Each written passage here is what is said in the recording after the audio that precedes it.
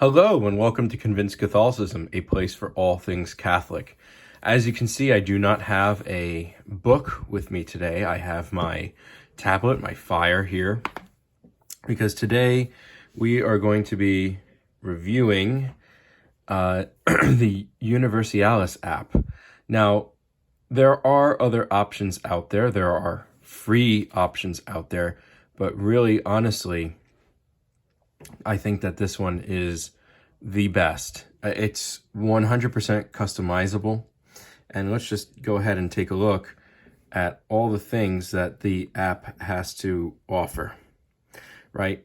So first of all, you do have to pay for this app. But let's take a look here, right? About today, it tells you what the liturgical color is and the different saints and all the information that you could ever imagine about today's feast day. We have Lectio Divina, which is the meditation that was designed by St. Ignatius of Loyola, or at least popularized by St. Ignatius of Loyola and the Jesuits. We have spiritual reading. This is, the reading for that would, be from the church fathers or by a pope or a saint or whatever. Then we have readings at Mass, order of Mass, Mass today, office of readings, morning prayer, mid-morning prayer, midday prayer, afternoon, Vespers, Compline, Angelus, and the Rosary. So this is a missal, a breviary, and a devotional, all rolled into one. The only thing I see that is not here is the little office of the Blessed Virgin Mary, or maybe some litanies, right? But there's other devices or apps or whatever for that, right? This, by the way, is an Android app and an Apple app. So you can get this at the Apple Store. You could download it onto your computer. Really, honestly, any device you'll be able to use Universalis, right? So let me show you how the customization works. Right, so let's go to, let's just say Vespers, right, evening prayer. So let's go to the settings, right? So you can go to your local calendar and it will do what feast days you want. If you're part of a religious order, you can choose the religious order. Language, look at all these options, English and Gaelic, English and is a lot of options. They're a little bit limited, there's not really any, there's not too many Eastern languages such as Chinese or Japanese or Korean, which I would imagine there would be a strong number of Koreans in particular, right? Priest private prayers. What translation do you want the Psalms to be? Jerusalem Bible and Grail or the New American Bible? I have it at New American Bible at the moment. Prayers and antiphons are on. Longer passages on or off. Psalm prayers, I usually skip these. I have them off. Show chant marks, I have them on in case I wanted to sing the psalms, and so on and so forth. And then there's different alarms for different offices, so on and so forth. Right, so they have the Angelus, the Rosary, and it gets really extensive even within the office itself, right? So we have this tab here, and we can choose the inviatory psalm. Usually for Vespers, there is no inviatory, so let's take a look here. Morning, let's go to office of reading. So notice that I have it here combined. This is my own customization, but we can do it usual form or combined with any of the other offices here, right? Which is nice because the office of readings doesn't have to be said at any particular time. It just, if you're a priest or whoever, it just has to be said at some point. You can do the inviatory or without the inviatory. I prefer, and I've mentioned this in my previous video, I prefer Psalm 66/67 because that is the monastic diurnal. Okay. And then you can go through it, and depending too on what feast day it is, you might be able to customize it with the feast day, right? So let's see what other customization options you have. Like, so for example, you can choose any diocese in the English-speaking world and even in other countries as well, which is really impressive.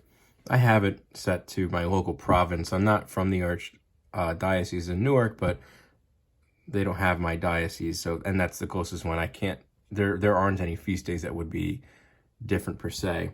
So let's take a look at what the Benedictine religious order would look like. Would it be the, or no, there is no Benedictine, excuse me, but there is the Carmelite, the Jesuit, and the Dominican, right? I would imagine that the calendar would change based off of the primacy of the feast day. So for perhaps St. Ignatius of Loyola for the Jesuits would be much more important, right? So again, I really recommend, you know, the money is in my opinion worth it. Like, and right, and so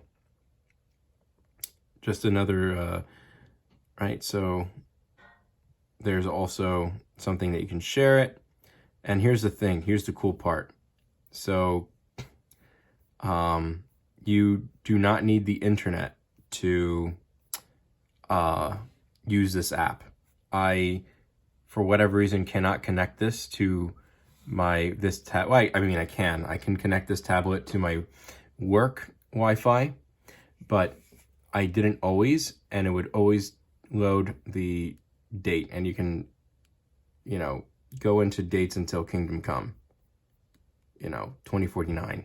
I mean, we don't need to know that. I mean, it just keeps going and going and going and going, right? It just uses kind of like an algorithm, I guess you could say, right? So you do not need the internet for this app. You pay once and you're done. It's not a subscription. You buy the app. Let's go back to 2023. You buy the app, everything's loaded, and you are done. And we can see for the rest of the year what the feasts are. And we're getting into Advent soon. December 3rd is the first Sunday of Advent. So, you know, just to compare this to other apps, right? I think that the format is much better. You can either do this sliding, or you can scroll. I have it set that you could slide it, right? So for example, you can change it page by page or not, right? But to compare this to other apps, I think that format looks very good. I think it looks kind of like a Kindle ebook, which is, I don't love reading stuff on the internet or on a computer. This is the only way I'll do it, is with a Kindle or with a Fire. If you compare it to iBreviary, you know, you have to load it. You have to load the data, right? And then we have here breviary, and then we'll take a look at evening prayer, and just, you know, and then you have to kind of change things as they go, right? So it's full screen, doesn't really make much of a difference. Evening prayer, size, brightness, whatever. It's just not as convenient, I feel. People love iBreviary. I think it's okay. I understand why people enjoy it. Then with the other app, or the Divine Office, for example, that one I would say is like second best. But Universalis is really, really good. You know, I would say that go ahead and spend the money on it. And I say that without a commission, without a sponsorship. I thought to myself, why buy something when they have the competitor for free? And honestly, this made me be a lot more dedicated to, I'm committed to praying the Divine Office daily now.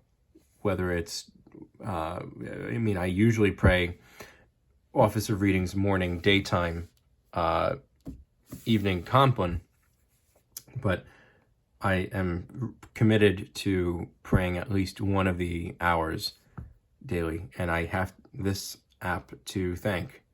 So I think it's wonderful. I recommend the download. I think it varies per device, but if you want to do it on your iPad or your Fire or your phone or even your desktop or laptop computer, those are all available. Be sure to like, comment, subscribe. Thank you very much, and God bless.